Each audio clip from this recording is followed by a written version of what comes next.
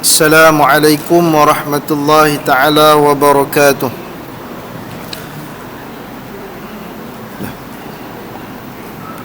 Bismillah. Assalamualaikum warahmatullahi ta'ala wabarakatuh. Alhamdulillahi rabbil alamin. Wassalatu wassalamu ala ashrafil anbiya'i wal mursalin wa ala alihi wa sahbihi ajma'in. Qala rabbi shrah li sadri wa yassir li amri wahlul 'uqdatan min lisani yafqahu qawli. Rabbi zidna 'ilma warzuqna fahma waj'alna minar rasyidin. Allahumma alhimni rushdi wa a'idhni min syarri nafsi wa la hawla wa la quwwata illa billahil aliyyil azim wa la hawla wa la quwwata illa billahil aliyyil azim wa la hawla wa la quwwata illa billahil aliyyil azim. Amma ba'd. Alhamdulillah, yang saya muliakan pengurusi masjid, seluruh barisan jawatankuasa, para pegawai, itu imam, bilal dan siap, para pimpinan masyarakat, para asatizah, tuan-tuan guru, muslimin muslimat yang dirahmati dan dikasihi Allah Subhanahu wa taala. Syukur pada Allah Subhanahu wa taala atas limpahan kurnia yang Allah berikan tak terhingga kepada kita, yang mana patut kita syukuri akan nikmat tersebut. Dan ketahuilah bahawasanya kita dapat menunaikan salat maghrib itu juga adalah kurniaan dan taufik dan hidayah daripada Allah Subhanahu wa taala. Begitu juga kita dapat duduk dalam satu majlis yang membicarakan berkenaan dengan ilmu tauhid, mentauhidkan Allah Subhanahu wa taala, mengesakan Allah Subhanahu wa taala. Begitu juga dengan nubuat, kenabian, merupakan pilihan Allah Subhanahu wa taala, yang mana dikatakan orang yang duduk dalam satu majlis tersebut mendapat sakinah, ketenangan. Disebutkan nama-nama mereka dalam majlis para malaikat, dan banyak lagi kelebihan-kelebihan yang diberikan untuk orang yang duduk dalam majlis dipanggil sebagai majlis zikrullah. Majlis zikrullah iaitu mengingati Allah, mengetahui cara mengingati Allah, mengetahui cara mengikuti dan mencintai Nabi dan sebagainya. InsyaAllah kita akan sambung perbicaraan kita menggunakan kitab yang diberi nama Khulasatul Kalam Syarah Nazam Aqidatul Awam. Penulis dia Syekh Dr. Hisham Kamil Hamid Musa Asy-Syafi'i Al-Azhari. Beliau adalah imam, khatib dan pengajar Masjid Az-Zahir Bibras Abbasiyah, dan juga pengajar Masjid Al-Azhar Syarif Kahirah Mesir. Pada muka surat yang ke-62, pada syair yang ke-12, itu wajaizun fi haqqihim min aradi bighairi naqsin ka khafifil maradi. Maka maksud pada syekh, iaitu pada pengarang syair tersebut, iaitu Al-Imam Ahmad Al-Marzuki Al-Maliki Al-Makki, maka sifat harus pada hak mereka, iaitu hak Nabi-Nabi, daripada sifat-sifat manusia, dengan tanpa mengurangkan darjat ketinggian mereka, sepertinya sakit yang sedikit. Menjadi keharusan pada hak Rasul dan para anbiya, iaitu Nabi, iaitu sifat-sifat normal bagi manusia, dipanggil sebagai a'radul basyariyah, yang tidak mengurangkan daripada kedudukan, ketinggian, darjat mereka sedikit pun, dan tidak dipertikaikan pada kesopanan mereka dan kemuliaan mereka seperti sakitnya yang sedikit. Dan kita sambung pada syair yang ke-13, kaitan yang sama, iaitu ismatuhum kasairil malaikah wajibatun wa fadalu al malaikah. Terpeliharanya mereka daripada melakukan dosa seperti para malaikat. Ini merupakan satu perkara mesti ke atas mereka, iaitu nabi dan anbiya atau anbiya, yang mereka mengatasi akan para malaikat. Perkataan wa ismatuhum itu bermaksud terpeliharanya mereka, sementara al-ismah bermaksud pemeliharaan. Dari sudut bahasa, penjagaan secara mutlak. Penjagaan para anbiya dan para rasul, mereka ini penjagaannya dijaga oleh Allah Subhanahu wa taala secara mutlak, iaitu Allah menjaga mereka daripada terlibat dalam dosa kecil atau besar, beserta dengan perkara yang Allah menjaga mereka daripada perkara yang karut berlaku ke atas mereka. Maka para nabi dan para rasul itu Allah Subhanahu wa taala menjaga, memelihara mereka daripada terlibat melakukan dosa, sama ada dosa kecil atau dosa besar, sebelum, bukan selepas diutus, sebelum diutuskan mereka kepada manusia, dan selepas mereka diutuskan kepada manusia, Allah dah jaga dah mereka. Allah dah jaga dah mereka daripada perkara-perkara yang sia-sia dan perkara-perkara yang karut, perkara-perkara yang boleh menimbulkan dosa kecil atau besar. Begitu. Sebab ada di kalangan manusia yang menyatakan bahawa nabi itu maksum, terlepas daripada dosa selepas kenabian dia, sementara sebelum kenabian dia maka dia juga ada dosa. Begitu. Maka dijawablah di sini bahawasanya Allah memelihara akan rasul daripada sebelum diutus dan selepas diutusnya. Maka bagaimana mereka dengan menyuruh dengan kebaikan dan mencegah daripada kemungkaran, kemudian mereka melakukan perkara yang menyebabkan kemurkaan Allah. Ini soalan. Bagaimanakah nak kita fikir mereka yang suruh buat kebaikan tapi mereka boleh melakukan perkara yang Allah murka? Mustahil. Maka dengan apa bentuk mereka menasihati kaum-kaum mereka? Mustahil lah. Kasairul malaikah, sebagaimana sekalian malaikat, kerana sungguhnya para malaikat itu tidak melakukan dosa kepada Allah dengan apa yang disuruh ke atas mereka, dan mereka melakukan perkara yang diperintah ke atas mereka. Sementara perkataan wajibatun, satu bentuk kemestian, iaitu terpeliharanya para nabi dan para malaikat daripada melakukan dosa, hukumnya adalah mesti, wajib. Wa fadlul malaikah, dan mereka mengatasi para malaikat dan para rasul itu lebih utama daripada para malaikat, dan para nabi itu terlebih utama daripada para malaikat. Faedah ini satu kebaikan, di sana ada keimanan yang sering bertambah dan berkurang. Itulah keimanan manusia dan jin. Dan di sana ada keimanan yang tidak bertambah dan tidak berkurang. Itulah keimanan para malaikat. Dan di sana ada keimanan yang sering bertambah dan tidak berkurang.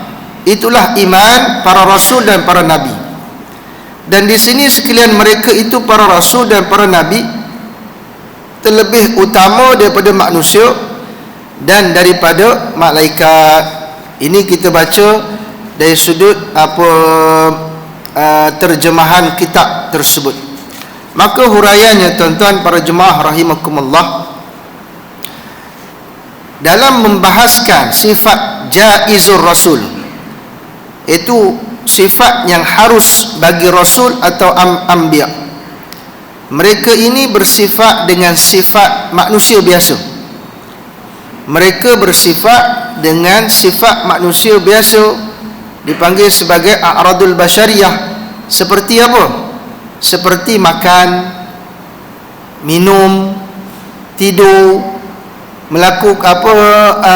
bernikah dan sebagainya. Seperti mana keadaan kita, seperti mana keadaan kita. Tuan-tuan para jemaah rahimakumullah, ada satu ketika satu orang sahabat Nabi dijumpa Nabi SAW.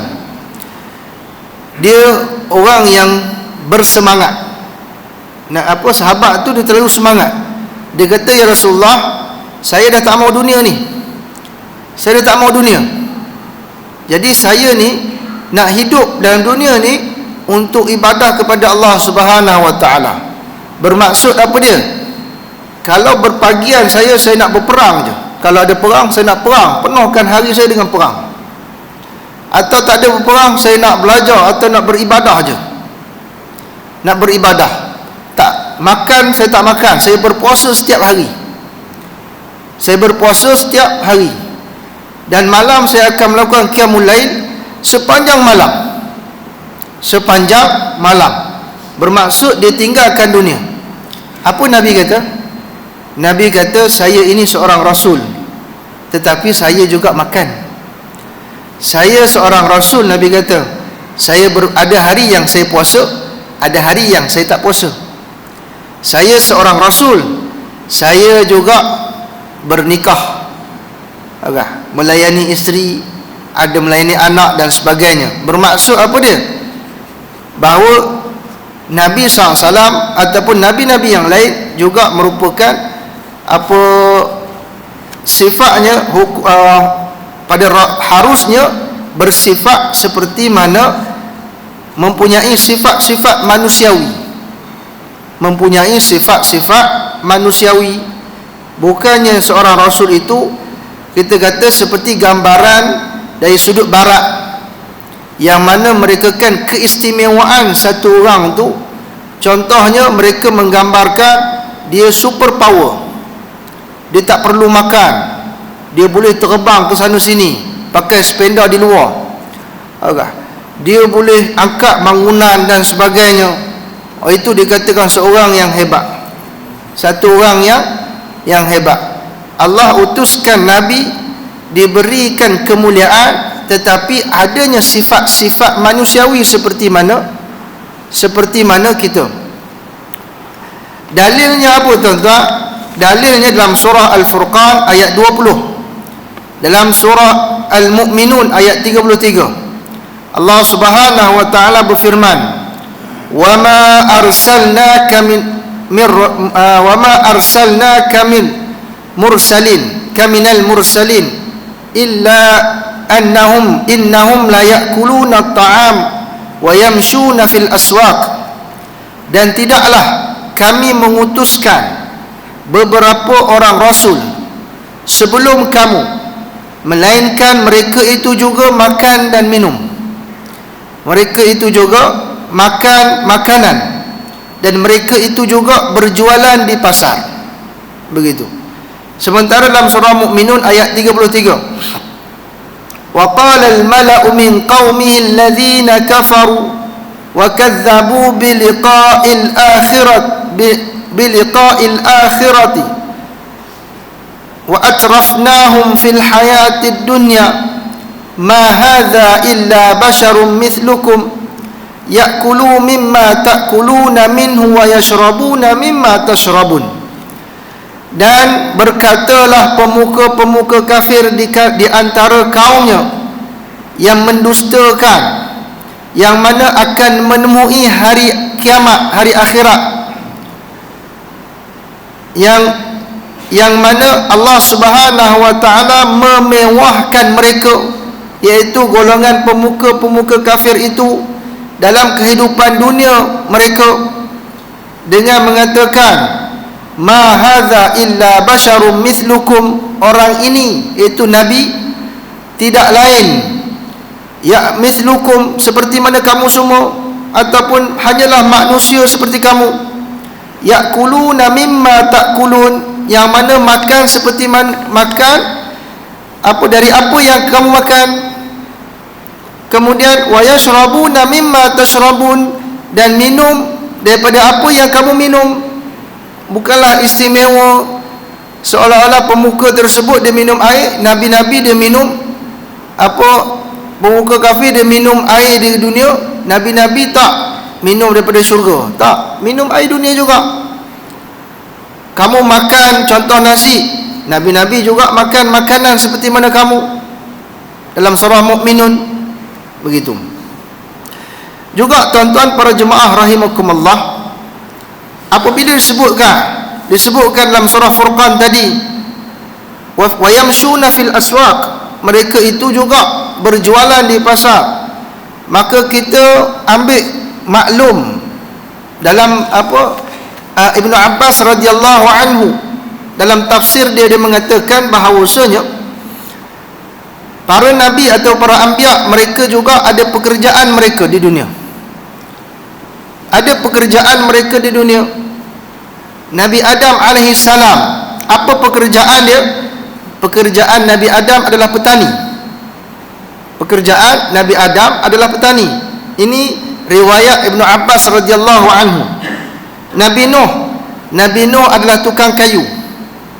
Sementara Nabi Idris dia adalah tukang jahit. Kemudian Nabi Ibrahim dan Nabi Lut dia adalah peladang. Nabi Saleh dia adalah peniaga. Nabi Daud dia adalah tukang besi. Nabi Musa, Nabi Syuaib, Nabi Muhammad sallallahu alaihi wasallam mereka adalah penternak. Dan Nabi Muhammad juga adalah peniaga. Begitu. Bermaksud nabi-nabi dan para anbiya juga menjalankan kehidupan perniagaan mereka seperti mana kehidupan manusia biasa. Kehidupan manusia biasa, walaupun kita mengatakan bahawa itu kerja nabi sebelum kenabian. Itu kerja nabi sebelum kenabian. Hakikatnya mereka mempunyai pekerjaan, dan tidak boleh kita mengatakan bahawasanya oh saya tak perlu bekerja, saya tak perlu bekerja begitu, atau kita nak meninggalkan dunia. Tidak. Bermaksud para anbiya juga menjalankan kehidupan mereka seperti mana kita, dan itulah sifat harus bagi rasul. Begitu juga kita mengatakan bahawasanya dari sudut sifat manusiawi, Nabi juga pernah merasa takut. Nabi juga pernah merasa takut sehingga ketakutan yang menggigil. Ketika mana? Ketika Nabi SAW menerima wahyu yang pertama. Malaikat Jibril datang kepada dia, Iqra. Nabi kata, ma ana biqari'in. Iqra ma ana biqari'in. Malaikat Jibril peluk dia. Nabi kata, Iqra. Malaikat Jibril kata, Iqra ma ana biqari'in, saya tak boleh baca. Kemudian malaikat Jibril ajar dia, Iqra bismi rabbikal ladzi khalaq, sehingga akhir. Kemudian sesudah itu Nabi SAW lari turun daripada bukit, ketuk pintu rumah beliau yang dibuka oleh Sayyidina Khadijah radhiyallahu anha. Dan apabila dibuka, Sayyidina Khadijah radhiyallahu anha tengok Nabi SAW dalam keadaan yang menggigil ketakutan. Kemudian zammiluni, selimutkan aku. Bermakna Nabi SAW pernah mengalami ketakutan, ada perasaan ketakutan. Begitu juga Nabi yang lain, yang mana Nabi Musa alaihi salam, ketika mana dia nak berbicara, berdakwah dalam keadaan dia satu orang yang tak mampu bercakap dengan lancar, maka dirakamkan doa dia, ke dalam Al-Quran, iaitu apa dia? Rabbi syrahli sadri wa yassirli amri wahlul 'uqdatan min lisani yafqahu qawli. Ya Allah, lapangkanlah dadaku, ya Allah, permudahkanlah, wa yassirli amri, permudahkanlah urusanku, wahlul 'uqdatan min lisani, bagilah mereka ni memahami akan ucapanku, lepaskanlah aku daripada, maksudnya mereka tidak memahami ucapanku, bagilah mereka ini memahami akan ucapanku. Doa Nabi Musa ketika mana diperintah untuk berdakwah kepada orang, dia doa pada Allah Subhanahu wa taala. Hakikat dia merupakan satu sifat manusiawi. Begitu juga dengan satu ketika Nabi Yunus alaihi salam, ketika mana dia merasa putus asa dengan kaum dia. Putus asa juga sifat manusiawi yang ada pada Nabi, yang mana Nabi Yunus alaihi salam satu ketika dia putus asa dengan kaum dia, dia niat melarikan diri daripada kaum dia, sehingga kita boleh tahu kisah dia, sehingga dia ditelan oleh ikan nun, sehingga ditelan oleh ikan nun yang dalam keadaan gelap dan sebagainya. Dia baca doa apa dia? Istighfar dia, la ilaha illa anta subhanaka inni kuntu minaz zalimin. Dia ulang-ulang 40 hari tanpa makan dan minum, hanya ulang la ilaha illa anta subhanaka inni kuntu minaz zalimin, la ilaha illa anta subhanaka inni kuntu minaz zalimin, sehingga Allah terima dan Allah perintahkan ikan nun untuk hantar balik dia kepada kaum dia. Dan apabila dia kembali kepada kaum dia, dalam keadaan kaum dia nak beriman kepada Allah Subhanahu wa taala. Sifat putus asa juga adalah sifat manusiawi yang pernah dirasai oleh nabi-nabi dan para anbiya. Begitu juga beberapa sifat yang lain yang perlu kita ambil, iaitu apa dia? Sifat haus, sifat penat, sifat meninggal dan sebagainya, yang mana ada pada Nabi dan para anbiya, ada pada Nabi dan para anbiya. Namun kemuliaan mereka ini antaranya adalah, iaitu sifat jaiz iltizamur rasul.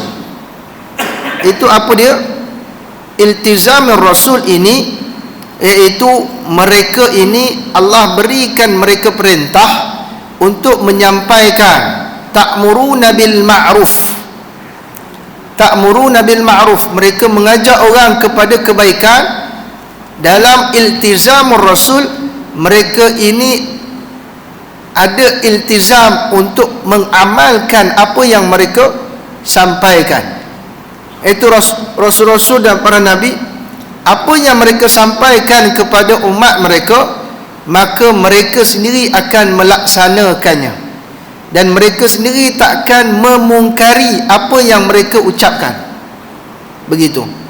Yang kedua dipanggil sebagai ismatur rasul. Ismatur rasul inilah yang kita baca tadi, ismatuhum kasairil malaikah, iaitu ismah ni apa dia?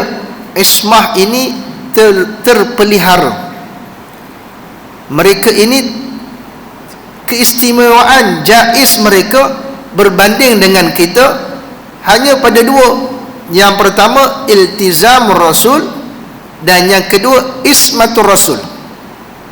Ismatur rasul, mereka ini terpelihara daripada perkara-perkara yang akan menyebabkan mereka ini terjerumus dalam perkara yang sia-sia atau karut ataupun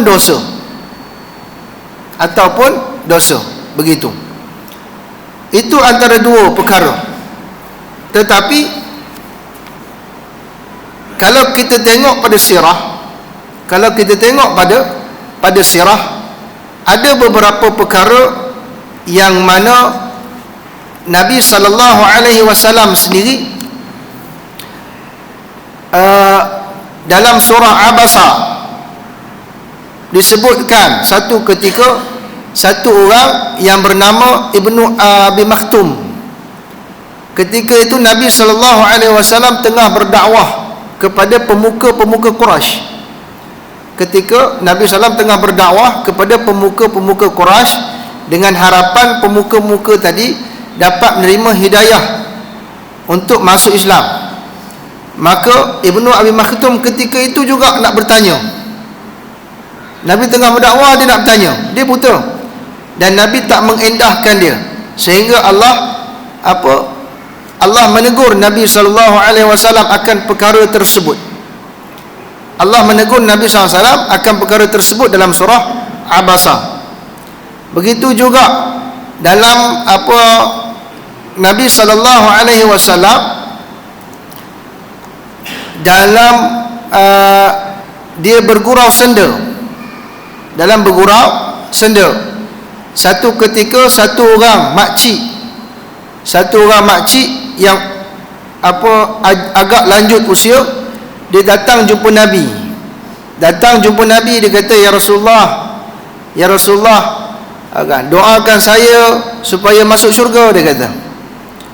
Nabi kata apa? Makcik, dia kata, dalam riwayat umur macam makcik ini mafhum dia lah. Tak ada orang dalam syurga pada umur makcik ni. Tak ada orang dalam syurga umur yang seumur makcik ni. Nabi melawak. Jadi makcik tu menangis lah, sedih.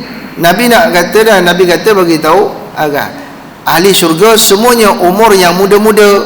Jadi makcik masuk syurga nanti bukan umur yang macam ni, umur yang muda. Umur yang muda dalam keadaan melawak. Juga Nabi pernah buat. Nabi pernah buat. Itu sifat harus bagi Rasul. Juga beberapa kisah-kisah yang lain, seperti mana Nabi Ibrahim alaihissalam ketika mana dia memecahkan berhala-berhala yang kecil. Kemudian apabila ditanya, siapa yang pecahkan ni? Kamu yang tak pergi festival.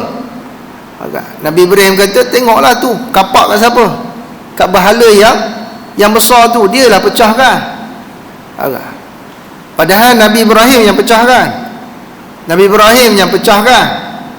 Tapi Nabi Ibrahim kata, siapa lagi tu? Yang besar tu lah yang pecahkan, dia yang pegang kapak. Seolah-olah Nabi Ibrahim itu, kita kata macam menipu lah. Menipu. Padahal di sini dia kata ismatuhum rasul.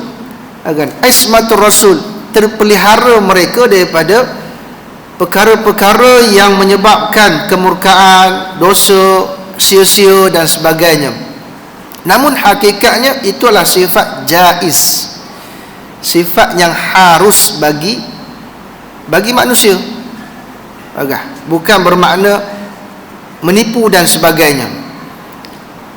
Adapun tuan-tuan para jemaah rahimakumullah, sememangnya para nabi dan para rasul itu, martabat mereka ini adalah martabat yang melebihi daripada kita. Dari sudut mana? Dari sudut keimanan. Seperti mana yang dibacakan tadi, ada 3 peringkat iman, 3 jenis peringkat keimanan. Ada yang sentiasa turun naik, dan kadang-kadang masuk keluar. Siapa dia? Manusia dan jin. Kita lah.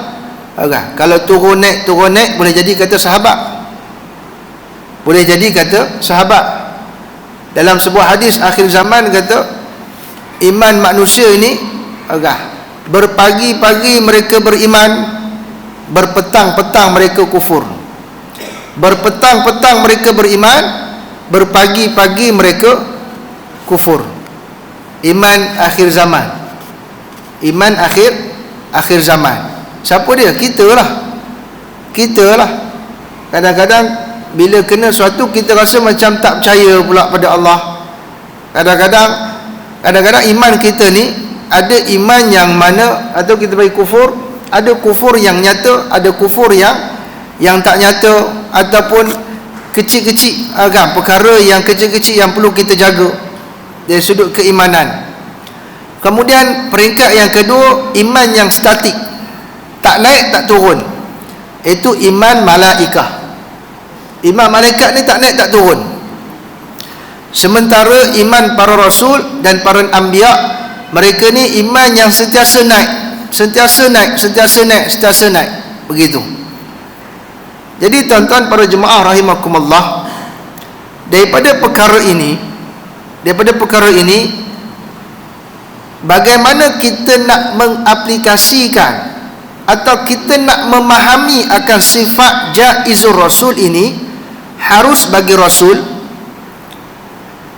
semestinya kita nak mengambil iktibar atau kita nak ambil manfaat atau nak ambil pengajaran daripada sifat-sifat rasul ini.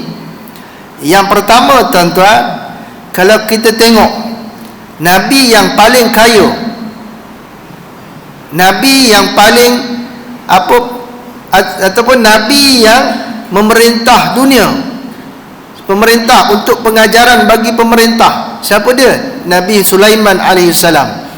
Dia boleh perintah binatang, dia boleh perintah binatang pula dalam laut, atas darat, atas awan dan sebagainya. Dia yang boleh perintah, malah boleh bercakap dengan mereka. Tetapi adakah dengan kuasa tersebut menjadikan dia lalai daripada perintah Allah? Tak. Tidak. Maka kita ni baru dapat jawatan ketua pengawas sekolah, ataupun kita baru dapat jadi ketua JKKK kampung, menyebabkan kita dah hilang pendoman dah daripada agama. Sedangkan Nabi Sulaiman dalam keadaan dia jadi jawatan yang paling tinggi, dia perintah pula makhluk-makhluk, manusia dan jin dan sebagainya, dia pun tak lalai daripada perintah Allah. Kenapa kita boleh lalai? Kalau kita nak ambil iktibar nabi yang sakit ataupun nabi yang miskin, nabi yang miskin yang mana apabila dia tidur siang hari, ada satu tempat, maksudnya satu, kita kata contoh, satu kotak lah contoh, kan? Bila matahari terbit di sini, dia tutup sini. Bila matahari terbit di sini, dia tutup sini. Dikhabarkan Nabi Isa alaihissalam, Nabi Isa alaihissalam dalam keadaan dia pun, adakah dia lalai pada perintah atau kufur pada perintah Allah atau tak jalankan kerja dia? Tak, dia tetap jalankan kerja dia. Dia tetap meyakini bahawa Allah itu Rabb. Kita baru miskin sikit, sebelum ni kita ada kerja, kemudian kita pencen, separuh daripada gaji kita daripada sebelum ni ditolak sebab kita pencen separuh je. Kita rasa Allah susahnya, sehingga menyebabkan kita rasa tak mampulah. Kita nak semayang di masjid tak mampu, saya kena kerja, saya kena tambah sebab saya dah biasa 5,000, tiba-tiba jadi 2,500, sehingga kita kurangkan ibadah kita kepada Allah dengan sebab perkara tersebut. Sedangkan Nabi Isa AS dalam keadaan dia pun, dia boleh, dalam keadaan biasa macam dia pun, dia boleh menstabilkan ibadah dia. Nabi Isa, dia lahir dalam keadaan dia fitnah oleh manusia, dia hidup dalam keadaan difitnah oleh manusia, sehingga dia nak disalib dan sebagainya, tetap juga dia beriman kepada Allah Subhanahu Wa Taala, tak kurang iman dia. Juga kita kata Nabi yang diuji dengan kesakitan, Nabi Ayub alaihissalam. Nabi Ayub alaihissalam diuji dengan kesakitan. Adakah ujian kesakitan tersebut menyebabkan kurang dia ataupun kufur dia pada Allah? Tidak. malah iman dia lebih naik dalam keadaan dia sakit. Bahkan kita sepatutnya bila kita sakit, bila kita diuji dan sebagainya, kita ambil iktibar seperti Nabi Ayub. Dia juga tak kufur pada Allah, dia juga tak mengeluh pada Allah akan keadaan dia, malah dia bersyukur dengan nikmat Allah Subhanahu wa taala.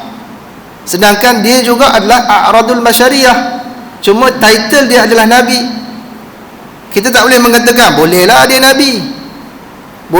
nabi, sedangkan Allah turunkan nabi-nabi itu dengan keadaan sifat-sifat manusia. Jadi apa alasan kita? Kenapa tak ni? Saya sakit. Saya sakit. Kenapa tak puasa? Saya sakit. Sedangkan Nabi Ayub lagi sakit. Begitu. Siapa lagi? Saya ditekan. Contohnya, kita ditekan.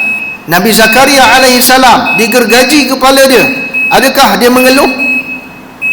Sepanjang tempoh gergaji ada tak dia mengeluh? Untuk tukar pada agama, untuk ikut kepada kehendak orang kafir? Tak. Kita baru tekan sikit di antara agama dengan kehidupan kita. Tak apalah, kita abaikan agama, kita ambil kehidupan. Abaikan agama, kita ambil kehidupan. Itu lebih penting, kita kata.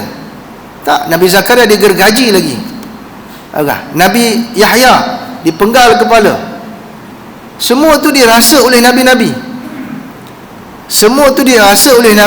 Jadi apakah kita ini layak untuk menyatakan, oh saya tak boleh buat macam ni, oh tak apa, agama Allah Maha Pengampun, begini dan sebagainya. Sedangkan nabi-nabi, sifat manusiawi itu ada pada mereka, tetapi mereka dapat taat pada perintah Allah.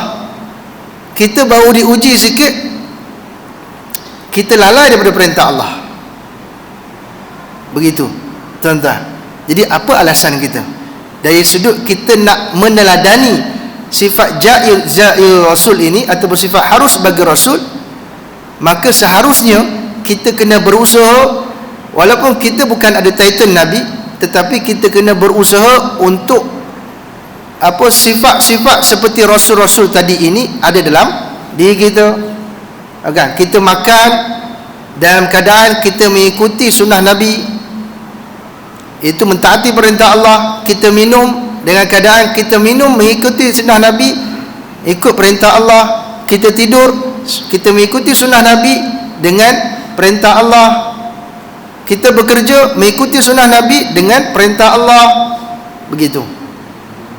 Itu seharusnya kita meneladani dalam kehidupan kita, dalam memahami akan sifat jaizur Rasul tersebut. Saya kira setakat itu dahulu perbicaraan kita. InsyaAllah kita akan sambung. Wal mustahilu diddu kulla wajib fahfaz bi khamsina bi hukmil wajib, iaitu pada syair yang ke-14, habis berkenaan dengan sifat jaizur Rasul. Kita akan sambung pada sifat yang mustahil bagi Rasul.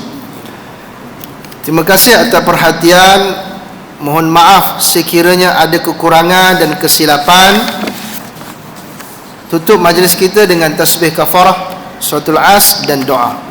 Subhanakallahumma wa bihamdika asyhadu an la ilaha illa anta astaghfiruka wa atubu ilaik. Subhana rabbika rabbil izzati amma yasifun, wassalamun alal mursalin, walhamdulillahi rabbil alamin. Bismillahirrahmanirrahim. Wal 'asr innal insana lafi khusr illa alladhina amanu wa 'amilus salihat wa tawasaw bil haqq wa tawasaw bis sabr. A'udzu billahi minasy syaithanir rajim. Bismillahirrahmanirrahim. Alhamdulillahi rabbil alamin, wassalatu wassalamu ala asyrafil anbiya'i wal mursalin wa ala alihi wa sahbihi ajma'in. Allahumma ja'al jam'ana jam'an marhuma wa tafarruqana min ba'dihi tafarruqan ma'suma. Wa sallallahu ala sayyidina Muhammadin wa ala alihi wa sahbihi wa baraka wa sallam. Walhamdulillahi rabbil alamin. Assalamualaikum warahmatullahi taala wabarakatuh. hak